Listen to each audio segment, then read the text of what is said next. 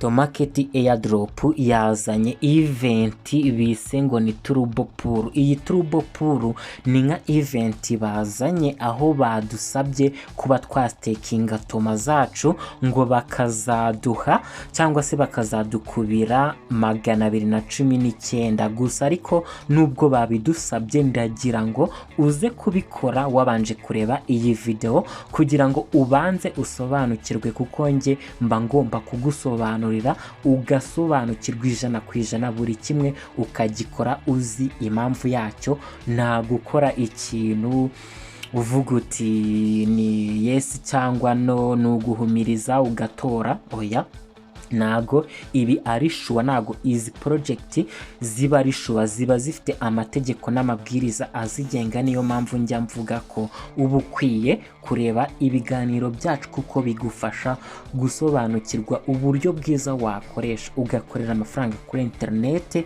menshi ku buryo bushoboka ugereranyije n'abantu batareba video zacu. Hanyuma reka nguhe ikaze, nitwa Dezo, nkora ibiganiro ndetse na tutorials zikwereka uburyo wakoresha ugakorera amafaranga kuri internet ukoresheje telefone yawe na connection ya internet, kuko njya mvuga ko telefone yawe ari igikoresho wongeyeho internet bibyara uruganda rucura amafaranga bita cryptocurrency. Ni ibintu ngenda mbereka cyane. Izi airdrop twirirwa dukora tuba turi gucura amafaranga, ndaza kubigusobanurira neza 100% kuko nshaka ko namwe muzajya mugenda musobanukirwa mukaba professional, mukaba aba professioneri, namwe mukaba mwakora team mukajya mutumira abantu, kuko referral system igira amafaranga. Nabyo turaza kubirebera hamwe muri iyi video, uburyo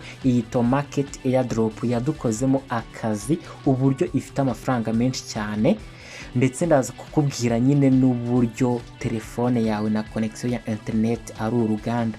Ndagusobanurira buri kimwe usobanukirwe ku buryo nawe uri umuntu ushobora kugenda ugakora group ya WhatsApp. Kuki utagenda ngo ukore Facebook page uzajye upostingaho izi foto, wandikeho ushyireho link yawe? Kuki abantu batabona post zawe bakagukurikira bakajya baba abarifero bawe ukabihemberwa? Turaza kubirebera hamwe uburyo referral system igira amafaranga, uburyo ushobora gutangira social media yawe. Kuki utakora YouTube channel ngo ujye usobanura ibintu nk'uko mba nabigusobanuriye, ukore team yawe? Ni ukubera iki?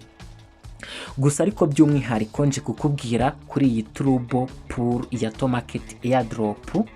Turaza kureba impamvu dukwiye gustakinga toma zacu mu gihe kingana n'iminsi 14. Batangiye bagira bati with Tommy's listing set for 28 December, now is perfect time to amplify your toma holdings with our pre-listing Turbo Pool. Ibi ni inyungu zabo, twebwe nta nyungu tubifitemo. Mereye aka kanya natangira nkugira inama yo kudastakinga toma zawe, bitewe nuko nubwo batubwiye ko bazadukubira inshuro 219, tuzastakinga izi toma mu gihe kingana n'iminsi 14. Mwibuke ubungubu turi ku itariki 10. Nustakinga toma zawe iminsi 14 kandi listing izaba ku itariki 20, toma zawe uzazibona iyi toma yaramaze kuba listed. Ni inyungu zabo kuba dustakinze, cyangwa se hari abazastakinga izi toma. Nubwo nge nari buzistakinge, nawe nakugira inama yo kutazistakinga. Nyine abambere bazaba baratradinze coin yaratangiye kumanuka, bo rero bazi ubwenge cyane, ndetse ndaza kukubwira uburyo bazi ubwenge burenze aba bagabo. Aba bagabo bazi ubwenge cyane, bakoreye amafaranga menshi mu bwenge bazi, ariko natwe kuri iyi nshuro tuzi ubwenge guys. Nanjye ndi umuntu ureba kure, ugira amahirwe kuba ukora project ureba na video zacu guys, uzajya ubona amafaranga ndetse n'ubumenyi burenze kubw'abandi bantu bakura amakuru ahandi hantu. Niyo mpamvu nagusaba ukanda kuri subscribe iyi video ukayiha like kugira ngo nanjye mbone ko ibyo nkora mubiha agaciro. Guys, ntabwo mbasaba amafaranga, ikintu mbasaba no gukanda kuri subscribe umunota umwe, iyi video ukayiha like isegonda rimwe. Guys, nanjye mara amasaha menshi ndi kugushakira ikintu cyagufasha. Hanyuma nyine ubwo byumvikane ko nustakinga toma zawe, hano babivuze ngo once staked there is no unstaking option. This is your free chance to lock in extra tokens before the listing.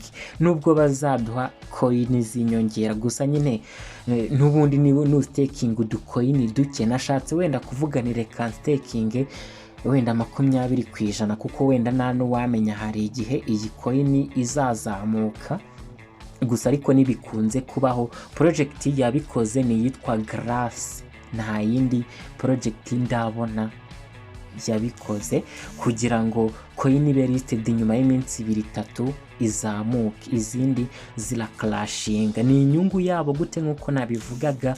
Bo rero bizabafasha ko za coin abantu bazastakinga zizaza ziba backup zikaza mu isoko, hanyuma nyine bigatuma coin idacrashinga kuko hari izindi coin ubwo abantu ntago bazahita bagurisha coin zabo kuko nyine bazi stakinze. Ikindi harimo inyungu, niba abantu bazaba benshi barastakinze coin zabo, abadafite amakuru barazistakinze nkuko babanje kutureshya bakajya bazana project tugastakinga toma zacu ariko bakazidusubiza mbere ya listing. Izi zo tugiye gustakinga nago tuzongera kuzibona, tuzazibona iminsi 14 irangiye abandi bara tradinze. Twebwe rero tutari bustakinge tuzaba dufite uburenganzira kuri coin zacu kandi zizaba wenda ari nkeya. Reka abantu badafite amakuru batareba kure bastakinge bazi ngo bari mu nyungu nkuko basanzwe bazistakinga bakazibagarurira. Kuri iyi nshuro ntago bazazitugarurira, tuzaba dufite coin zacu ari nkeya bitume tugurisha ku giciro cyo hejuru. Nicyo bishatse kuvuga guys. Iyi video wayiha like niba ugikunda ibiganiro by'ubwenge n'ubusesenguzi bucukumbuye kugera ku ndiba y'isi cyangwa se kugera ku ndiba ya buri point mbasha kugerayo nkagusobanurira. Ngira ngo ni ibyo ngibyo. Hanyuma reka nze hano kuri tomato mwereke n'ubundi buryo wakoresha, kuko ku itariki 18 bazakora Snapchat barebe abantu turi muri level ya 5 silver kuzamura. Reka nze hano kuri aka kantu hano hejuru, ninza kuri aka kantu ndagafungura niko kanyereka levels. Nze hano kuri level chat, ninza hano kuri level chat ndazamura gutya. Abantu bari muri level ya silver kuzamura, nkanjye uri muri level ya gold ariyo level ya 6 kuzamura kugeza ku muntu uri muri level ya 11 maestri, bazaduha izindi toma ku itariki 18 bazakora Snapchat barebe level urimo. Gusa nubwo nubundi tuzi ko wenda abantu bari muri izi level zo hasi na Airdrop bazabona kuko niyo eligibility criteria batubwiye. Nubundi sinzi niba ubwo buri wese nubundi azabona kuri izo porusa, ariko byumvikane ko ukuri muri level yo hejuru niko uzabona coin nyinshi muri izo porusa 30 bazatanga. Hanyuma rero uburyo bwagufasha kuzamuka muri levels, ubwa mbere reka dusubire inyuma ho rimwe. Hanyuma urasabwa kuza hano kuri iyi drop game. Iyi drop game mubona ko uko tuyikina tugenda tubona tomato coin, tukabona na stars na Tomarket stars, tugenda duswipinga uri kubona ko harimo Tomarket stars. Izi Tomarket stars tuba turi kugenda tubona wazifashisha ukazamuka muri level. Ntabwo ari izi Tomarket stars gusa, ndetse n'izi tomato point nazo zagufasha kuzamuka muri level. Niyo mpamvu niba ufiteho ticket hariya cyangwa se attempt, zagufasha kugira ngo uze hano uswipinge, ugende uswipinga izi tomato ndetse n'izi Tomarket stars. Ni byiza izo ticket, ihute guys uzikoreshe mbere y'itariki 18 z'uku kwezi. Uri kubona ko mbonye stars 0.07, mbonye na tomato coin 231. Byumvikane ko nkanjye ufiteho ticket 169 zose nzikoresheje, naba mfiteho wenda nka Tomarket stars 3, nkaba mfiteho nka tomato coin nk'ibihumbi nka 50 gutyo. Hanyuma uko ufiteho izi tomato coin ushobora kuzikandaho, nje mu kanya izo nari mfite nazikoreye swap. Iyo ufite tomato coin ibihumbi 20 baguha Tomarket stars imwe, ndetse mwibuke iyo turi guswipinga hariya bagenda baduha izindi Tomarket stars. Reka tuze hano kuri aka kantu ka level tukagarukeho. Uri kubona ko ndaza hano kuri close kuri aka gakubo, uri kubona ko mfiteho Tomarket stars 67. Zimfasha iki? Zimfasha kuba nazamuka nkagera muri level yo hejuru, nubwo bigoye wenda utu Tomarket stars ari duke. Nk'ubu ndi muri level ya gold 2, reka nze hano kuri level up turebe niba hari ikiri buhinduke. Uri kubona ko n'ubundi ngumye muri level ya gold 2, kuko nyine Tomarket stars nari mfiteho ni duke. Gusa uramutse ubonye nka Tomarket stars 200 zagufasha kuzamuka muri level, ukaba watera intambwe igaragara, ukaba hari icyiciro wavamo n'icyo wajyamo. Ni gute wazamuka muri level niba ubishaka? Niba uri muri risk ushobora nko kuba wagura Telegram stars nk'ibihumbi 2 cyangwa 1000 cyangwa na 500. Ndakeka wazikoresha ukaba wazamuka muri level, ukava mu yo wari urimo ukajya mu yisumbuyeho. Ndakeka wazikoresha ukabona Tomarket stars nka 150 cyangwa 200 zagufasha kuzamuka muri level yo hejuru. Uti ni gute wagura izo Telegram stars ukazikoresha ukaba wazamuka muri level yo hejuru? Byumvikana, ariko ntago wajya kuzamuka muri level utarakoze iyi task cyangwa staraguze iyi ticket yitwa golden ticket. Ndakwibutsa ko hasigaye izi ticket, mwibuke bari batanze ticket ibihumbi 100, hasigaye rero ticket ibihumbi 31,254. Uko utari kugura golden ticket niko uri gutinda. Iyi countdown nirangira nta zindi ticket zizaba zihari, ndetse zagakwiye no kuba zararangiye. Gusa uretse ko bashyizeho itegeko rigira riti nta muntu wemerewe kuba yagura ticket zirenze imwe. Niyo mpamvu iyo waguze nyine baba bari kukubwira ngo bawuti hano, naho bakabikwereka.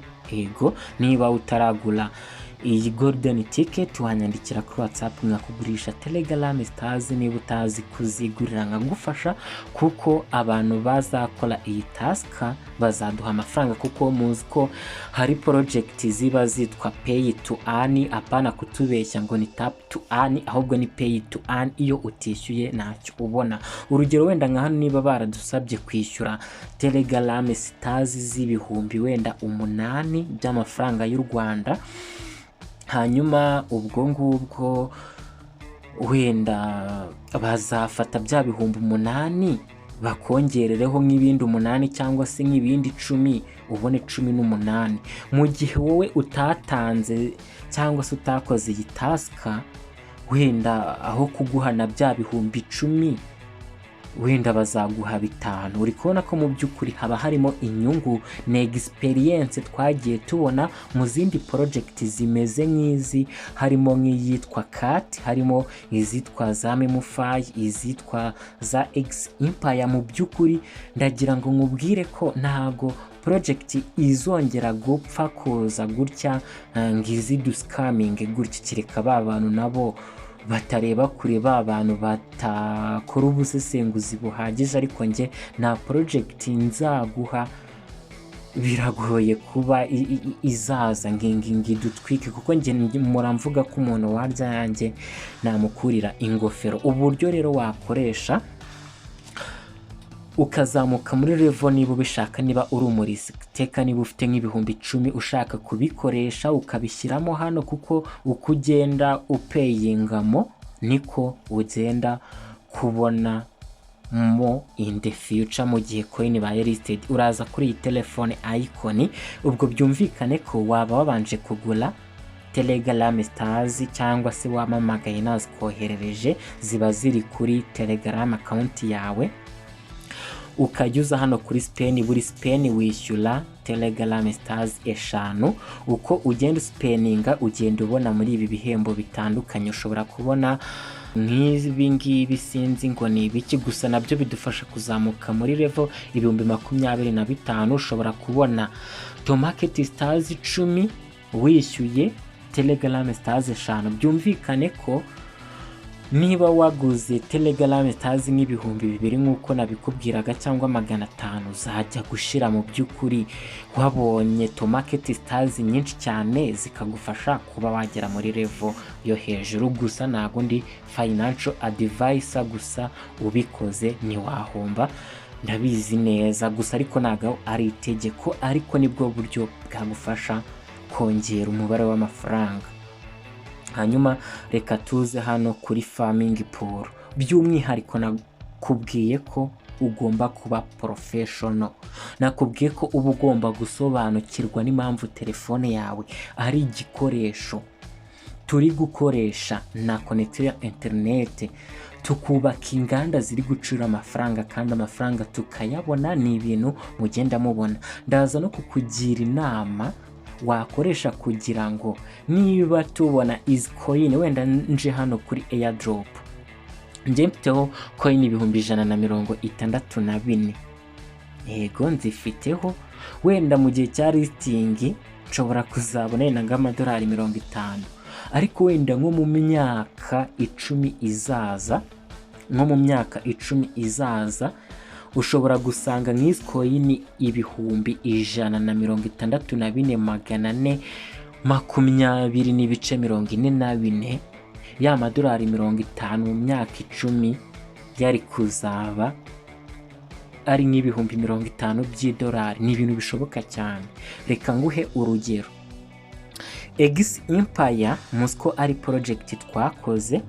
X Empire bavuze ko bafashe 1% bya initial supply bakabiha uriya mugabo Durove, founder of Telegram, akaba ari we boss wa Ton blockchain ecosystem, akaba ari we boss wacu kuri izi project zo kuri Telegram. niwe boss mukuru, mujye mubyemera.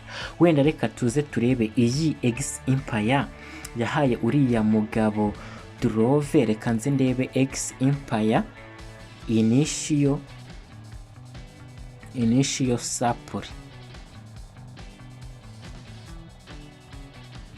okay, turaza kureba tubone initial supply kugira ngo turebe mu by'ukuri ese niba uriya mugabo Durove X Empire yarahawe 1% bya initial supply, buriya yabonyemo amafaranga angana gute.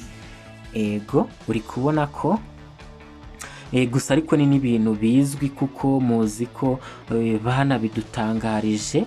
wenda nagira ngo nkwibutse, batubwiye ko initial supply yari biliyoni 690.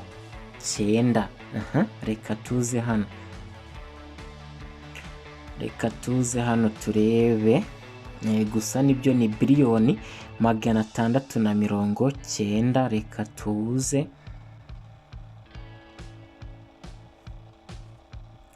ndabona hano bari kunyiyerekera ibiciro gusa, ariko ni hano babivuze nubwo wenda bitari kugaragara. ni ngibi hano ni biliyoni, batanze tokeni zingana na biliyoni 690. byumvikane niba uyu mugabo baramuhaye 1%, ubwo ushobora kubona coin bamuhaye uje muri calculator ugafata na biliyoni 690. kwandika biliyoni 690 turandika 690 dushyireho amazeru 9 kuko biliyoni imwe ibigizwe n'amazeru 9 ni 1 n'amazeru 9. ubwo rero biliyoni 690 ni ukwandika 690 tugashyiraho amazeru 9. ni ibingibi biliyoni 690 dukubye rimwe tukagabanya 100. izi nizo tokeni bamuhaye. hanyuma aramutse azigurishije ubu ngubu, uretse ko yavuze ko azazigurisha mu myaka 10 iri imbere, ndetse ndakeka tuzabona amakuru kuko nta kuntu bitazaba trend cyane. ibintu tugenda dukora bizajya bigenda byigaruka, nk'uko nkubwira ko niba tugenda tubona udukoyini duke twitotomanga ngo baduhaye udufaranga duke, mu gihe kiri imbere zizajya zigira agaciro ko hejuru, kuko initial supply ntago igihinduka ni market cap, kuko uko abantu bagenda bagura coin zigenda ziba nkeya ku isoko, kuko nta mining iba yarahagaze, ntago hongera kuboneka coin nshyashya. nk'uko muzi ko amafaranga asanzweho bashobora gucura ingano z'inoti runaka, bagacura ibiceri runaka, ariko icyiza cya cryptocurrency ni ifaranga coin ziba ziraho, cyangwa se nyine initial supply ntabwo ishobora kwiyongera, ntibibaho. niyo mpamvu coin uko imyaka izajya igenda izindi gataha zizajya zigenda zizamuka mu gaciro, kuko zizajya zikomeza kugurwa ariko umubare wazo utiyongera. niryo banga rya cryptocurrency. rero tugiye kuza hano kuri trade, turebe ubu ngubu X coin imwe iri gutradingwa kuri 0.3 kabiri. wenda reka dufate ibyo. ubwo ni ukuvuga ko turaza hano muri ya calculator yacu, dufate za coin bamuhaye, dukube na 0.3 20.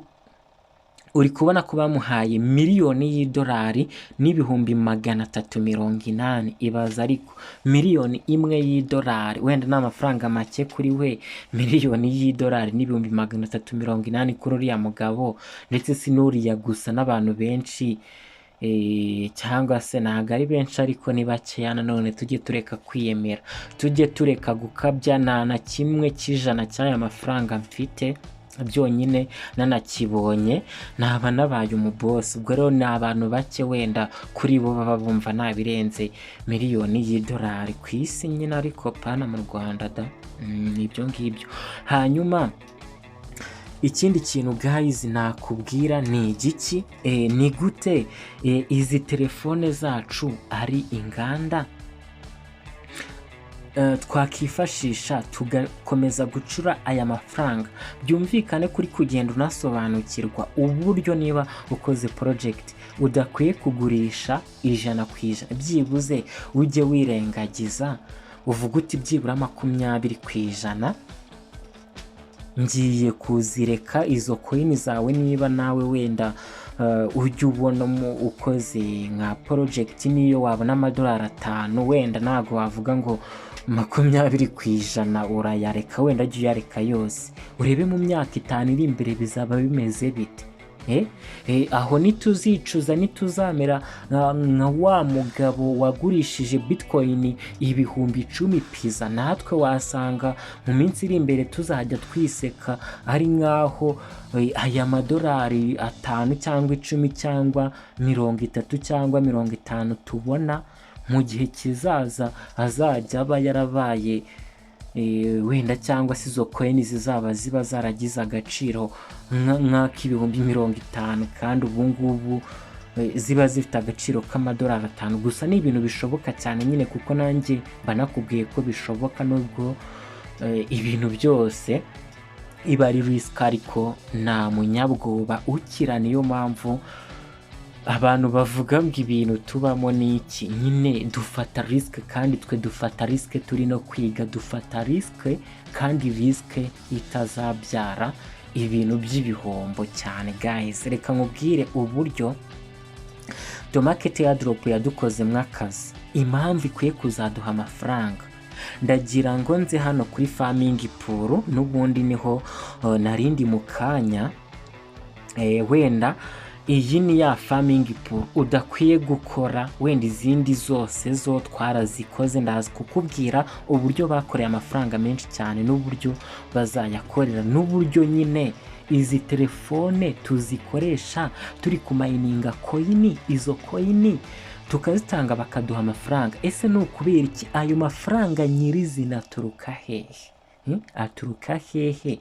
Ayo mafaranga tubona kuki tuyabona? N'abantu batabikora nuko nyine wenda baba batasobanukiwe, sinabarenganya cyane, nta makuru baba bafite, kuko ikintu cya mbere ni amakuru. Ariko ndagira ngo wowe tugusaba kubikora, wenda ukabikora kuko ushaka amafaranga ariko utazi ubusobanuro bwabyo. Icya mbere tugomba kubikora kuko tuzi icyo turi gukora, ntabwo tugomba kubikora kuko dushaka amafaranga. Amafaranga aza nyuma yo gukora, ntabwo utekereza amafaranga mbere yo gukora. N'abantu bacika intege nuko nyine baba batazi icyo bashaka gusa. Ariko wowe ukiri kureba iyi video, wowe ugeze aha, reka ngushimire cyane, uri umuntu w'agaciro, nanjye ndagukunda cyane. Niyo mpamvu nje kugusobanurira ibintu utazabwirwa n'undi muntu uwo ari we wese. Ni gute dukora airdrop ikaduha amafaranga? Ayo mafaranga mu by'ukuri ava he?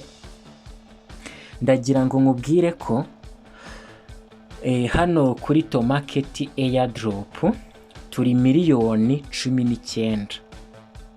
Ako kantu ugate mu mutwe, turi miliyoni 19. Hanyuma iyo bazanye izi project hano muri farming pool, bakatubwira ngo tujoyining izi airdrop ziba zishyuye amadolari, amamiliyoni y'amadolari. Iyi Tomarket Airdrop kuko idufite turi miliyoni 19. Hanyuma izi project zigaha Tomarket amafaranga, bati dushaka ko mudupromotinga. Twebwe ntago tuzi, dukurikirwa n'abantu 1,000,000 cyangwa se 500,000. Byibuze nimutuvugaho, nimutegeka abantu banyu mukanabahemba, kuko nyine wenda bagiye baduha udukoyini dukeya, nubwo baduha udukoyini nyine tutabasha gutradinga. Nabivuze ko ari inyungu za Tomarket. Nyine ubwo ngubwo izi project nazo zihita zikurikirwa cyane, kuko iyo dustakinze toma zacu, ko twagendaga dustakinga toma zacu, Tomarket Airdrop yaduhaga na link tukanazijoyininga, bigatuma nazo zikurikirwa n'abantu benshi, tukanazimenya, tugakomeza kuzikora. Ndagira ngo nkubwire ko nk'izi project wenda ninzajya mba mfite umwanya, hari izo nzajya nkomeza gukora.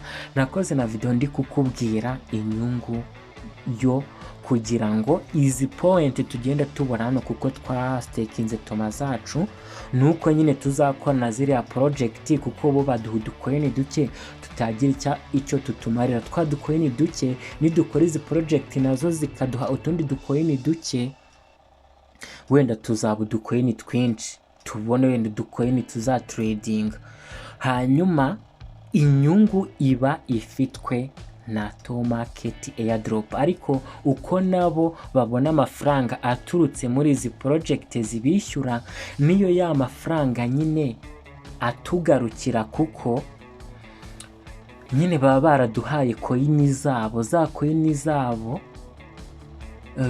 bafata amafaranga bakayahaza exchange zikaba ziyabitse, zikarisitinga cyangwa se zikadushyiriraho uburyo twafata izi coin zacu n'izi zanjye mfite hano nkazitanga, nkabona kuri ya mafaranga byumvikane aba yaraturutse he? Aba yaraturutse muri izi project, izi ngizi za DAX n'inyi zose na za PGC ziba zaragiye ziha Tomarket, kuko ikurikirwa n'abantu benshi, kuko duhari, kuko tuzakanda tukajoyininga izo project zabo, platform zabo zikazamuka. Iyo uje hano muri taska, ubona izindi project badusaba gufollowinga, badusaba kureba video, badusaba gusubscribinga, badusaba kubafollowinga kuri TikTok irabahemba kuko bakurikirwa n'abantu benshi gusa. Ariko nanone hari uburyo bwo kubafollowinga tukigendera. Burya hari umufollower wa nyawe, hari n'umufollower uba uri umufollower ukurikirana content. Ariko byumvikane ko niba turi miliyoni 19 wenda akaba ari ngombwa ko tubafollowinga kuko dushaka is coin. Hari n'abandi bantu wenda miliyoni 1 bazakomeza kubafollowinga bya nyabyo, bakajya bareba buri post bashyizeho, uko barebye iyo post, iyo TikTok ikabishyura, iyo YouTube ikabishyura, iyo Telegram ikabishyura. Byumvikane ko wasobanukiwe amafaranga mu by'ukuri aturuka hehe, ni gute dukorera amafaranga kuri internet, ava he? Ese bayaduhera ubusa? Bayaduha kuko twakoze ibi bikorwa nabo bibinjiriza amafaranga, bakaduha imibare. Iyo mibare bafata amafaranga, ya mafaranga nyine bagiye bahabwa kuko twakoze, bakazayahaza exchange. Izo exchange zikatwemerera n'ubundi kuba twatanga is coin, bakaduha ayo mafaranga. Hanyuma ariko reka nguhe n'urugero rwa nyarwo, urugero rwumvikana, pana kukubwira ibintu, nguhe n'urugero rwumvikana. Uretse kuba Tomarket Airdrop yarabonye amafaranga yaturutse muri izi project zagiye ziha Tomarket kugira ngo baze baba posting hano, tukande hano, tukora ibikorwa bitandukanye, tubajoyininge, bazabona n'andi mafaranga kuko twakoresheje link zabo. Buriya Tomarket yakoraga account kuri izi project nazo zizaba listed zitange amafaranga. Tomarket Airdrop bazi ubwenge bwinshi cyane, kugeza ubwo n'ubu bakiri gushaka kudushuka kugira ngo dukomeze kubakorera akazi, tuzatume coin yabo izakomeza kuzamuka nyine, kuko nta mahirwe tuzaba dufite yo kugurisha coin zacu ku gihe, kuko batubwiye ko tuzazitekinga iminsi 14 kandi hazaba hashize iminsi 4 abandi baratradinze ku giciro cyiza cyangwa se ku giciro bashaka. Byumvikane ko no kuri 24 ubwo bazaba bari kugarura izi toma gusa, ariko uko wenda abantu bazajya bazitekinga nyuma, ubu zazitekinga nko ku itariki 16 n'ubundi azabona izo toma zaruka iminsi 14 irangiye, mubimenye. Hanyuma uretse nyine kuba hari ubwo buryo bwa mbere navuze badukoresha bakinjiza amafaranga, bazanabona amafaranga muri referral system. Niyo mpamvu uru rugero ngiye kuguha nawe warukoresha kugira ngo usobanukirwe na bwa buryo ndi kugusaba. Ukwiye kuba professional, nawe ugakora team, ukajya utumira abantu. Ushobora gutangira utumira umuntu 1-2, ariko ukupostinga kuri Facebook. Abantu benshi bakoresha Facebook, cyane cyane urubyiruko rukennye kandi rutari gukorera amafaranga kuri internet nk'uko turi kuyakorera, atari uko batayashaka, atari uko batabikora, ahubwo ari uko nta makuru bafite.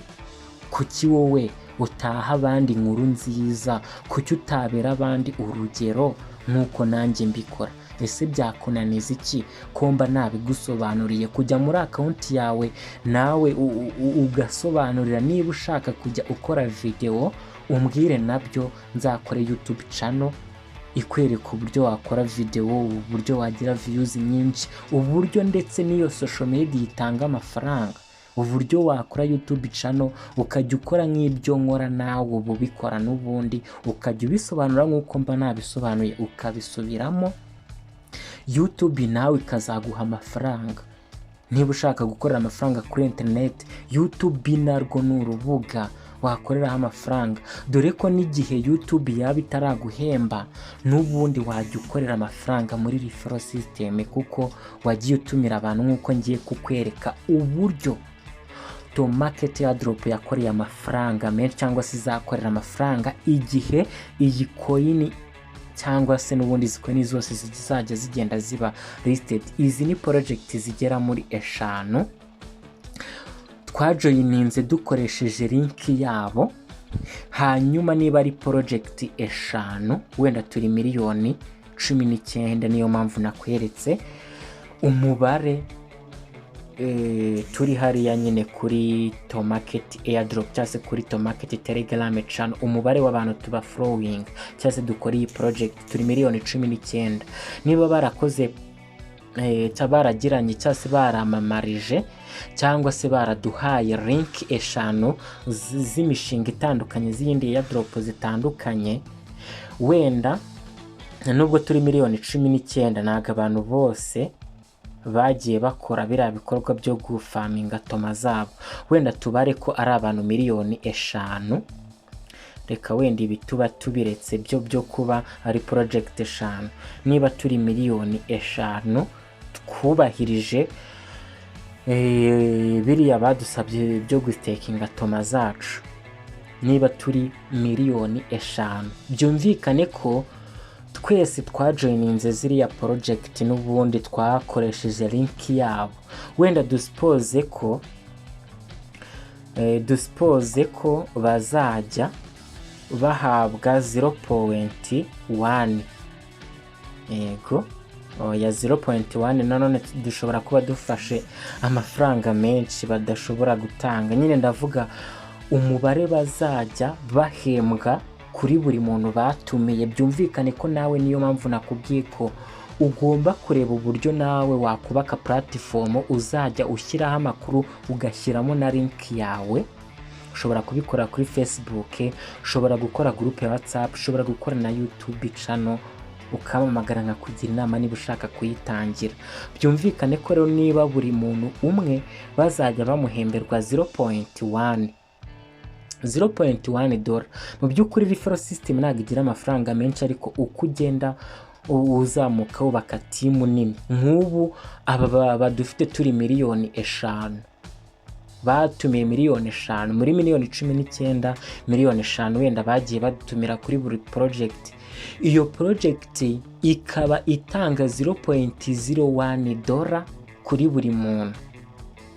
Byumvikane ko buri project izajya bishyura amadolari 50,000. Ukubye na za project 5 ni 250 by'idolari.